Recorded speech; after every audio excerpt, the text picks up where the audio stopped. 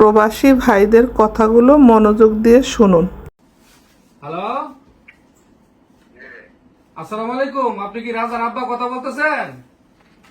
কথাটা বলতে খুবই কষ্ট লাগতেছে।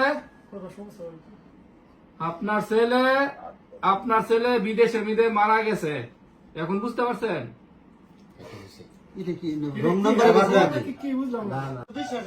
বাপের ফোন দিলাম, বাপের ফিলিংস নাই। আমরা রুমও কান্দাকাটি করতেছি, বুঝছেন?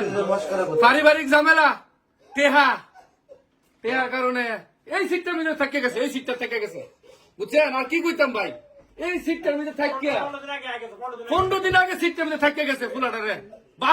বাপের কারণে আজকে হে নিজের জীবনটা নিজে দিতে। আজকে বাপের ফোন করি, বাপের আবেগ নাই।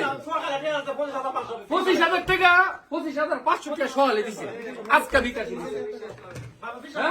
তারপরে বাপে বিশ্বাস করে না, না আমার ভূত আছে, এখন খাও, টাকার মেশিন গেছে।